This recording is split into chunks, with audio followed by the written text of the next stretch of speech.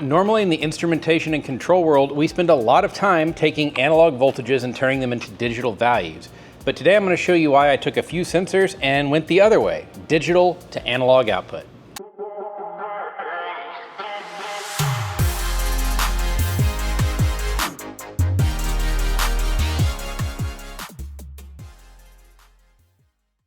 Hi, I'm John, the owner of Lehman Geophysical. So every year we run a workshop where we talk to students about how to do instrumentation on their own.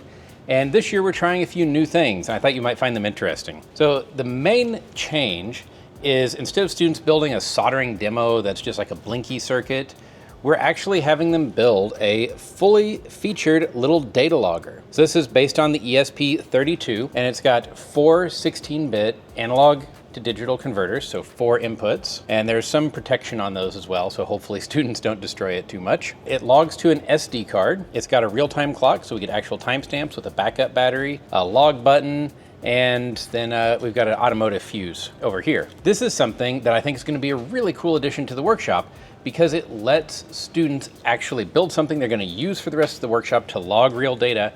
And you could use this in the field. In fact, we're calling it the Open Field Logger Lab. So this is something that they could take back and actually collect some useful data with. Though I'm sure they'll find a way to destroy it. We've even added reverse polarity protection, and we've got a thermistor here already set up as a voltage divider so they can measure temperature, because as Alicia White says, everything's a temperature sensor and some things measure other stuff too. This is a cool little project, but it puts a kink in how some of the student group projects in the week have worked in the past. A lot of them have centered around things like pressure sensors, which a lot of pressure sensors that are inexpensive, we don't want to spend thousands and thousands of dollars on sensors for a student project. A lot of those sensors, or distance sensors, other things, are digital now, and they don't put out an analog signal. There are analog ones that are used for research grade applications or industrial controls a lot, but again, they're very expensive. And the little inexpensive ones, like this is an ultrasonic range sensor, it's digital. Pressure sensors for atmospheric pressure are digital. So that's a problem because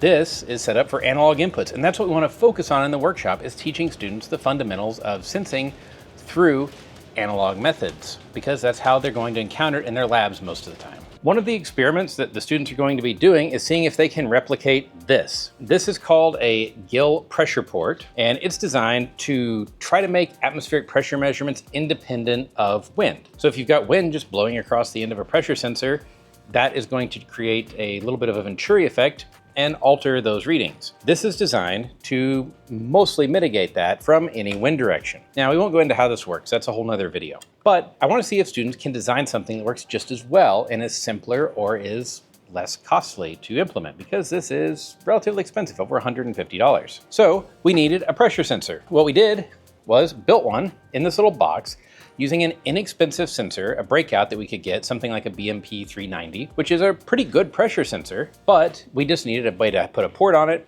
and it needed to be 0 to 5 volt output. So there's a microcontroller in here with a digital to analog converter where we're reading that pressure, and then we're turning that into an analog output voltage that goes out the wire to the data logger. The sensor doesn't have a port on it, so we mounted it in this box that's got an O-ring gasket, and we put a port here. So now we have a ported sensor that honestly is pretty good. It's not research grade, but it's not bad. And this cost us, maybe $50. And great, it's not calibrated, but a research grade sensor, even just for student use, would have been well over $1,000. So this saved a lot of money and gives the students the exact same learning experience as what they're going to experience when they get in the field. Another one of the projects involves measuring stream stage, which is the scientist's way of saying stream level. How much water's in a stream, indicative of how much flow is going through based on how much rain has been received in the surrounding area. One way to do that is with ultrasonics. So this sends a pulse of sound out, it reflects off the water surface and comes back, and we time that. These are digital sensors. They take a pulse to send the sound out,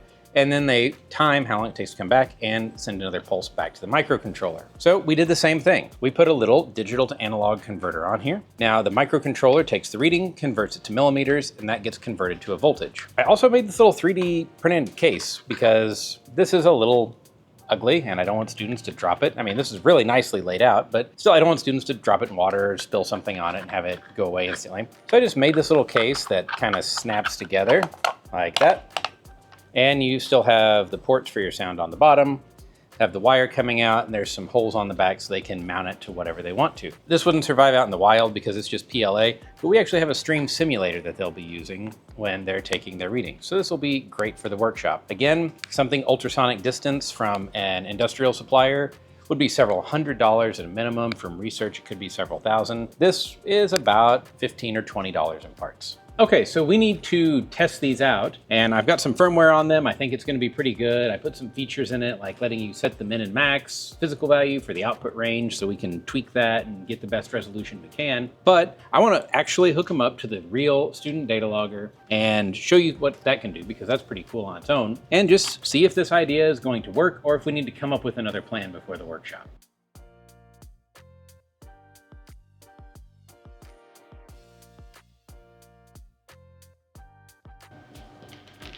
It's a little bit of a wire mess because I've got long leads on these, but that's okay. Let's turn it on and see what happens.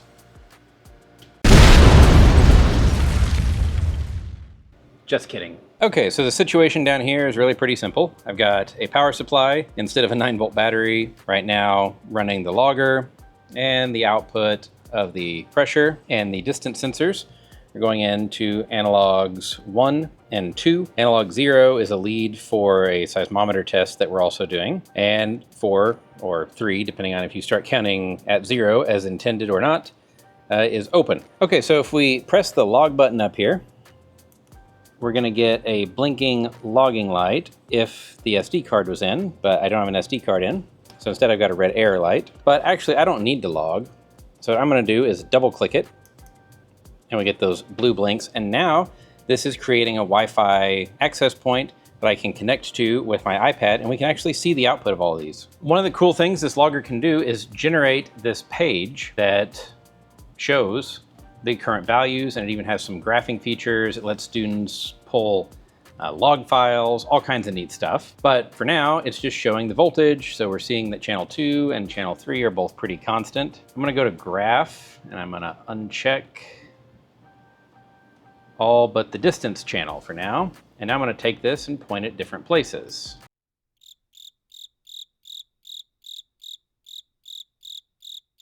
I'm not really seeing anything happening here. Make sure I didn't pick the wrong channel.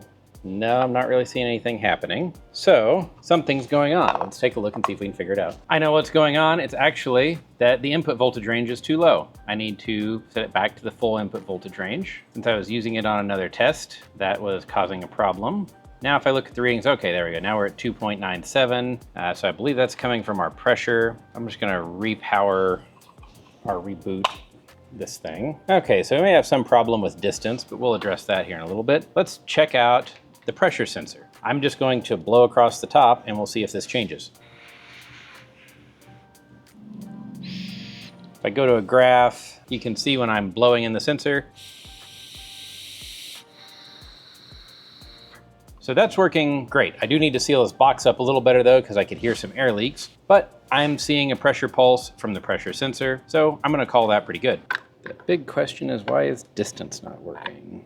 So I figured out the problem. Turns out this used a different wire coloring convention for the signal coming out than the pressure box did, because they were designed on 2 different days by 2 different people. That's the great thing about standards. There are so many of them. And really, that's probably something that I'm gonna leave, because it's a good experience for students to have of discovering that one manufacturer and another manufacturer don't always match. Okay, so now that I do have the distance sensor working, I'm gonna hold my hand up here above it. You can see the shadow. And as I move my hand closer to the workbench, the line goes down. As I move my hand further away, the line comes back up. And then we max out again looking at the ceiling. So that appears to be working too. Now, I know it seems insane to take something that's digital and convert it back to analog. But we're really doing this because that's what you're going to encounter in the real world as a scientist or an industrial integrator, which is who we're teaching. As engineers, we're used to thinking about things like I²C. But in the field, most of the instruments that you get, if they're digital, they're RS-232 or 485. And we will talk about those things in the workshop. But otherwise, they're really not. They're analog outputs. They might be a current output, which is something else that we're going to test on this. But you just don't see that many scientists or industrial technicians working directly with I2C or SPI communication, and it's not something we have time to really go deep into in the workshop either. So I hope that makes sense as to why we did almost a backward step, taking something that's already digital and making it analog again, just to digitize it. I'm really excited to see how these labs work out during the workshop and how this new field logger works. So be sure to stay tuned for lots of video during the workshop, which is the first week of August. And then we're going to have some project videos during that. The students are going to have project presentations. And afterwards, I'm going to talk a little bit about how this logger worked out and did we like it? What will we change? I could show you all the features now, but I want to see what happens after it hits the real world and we find all the problems. So thanks for watching, and we'll see you next time.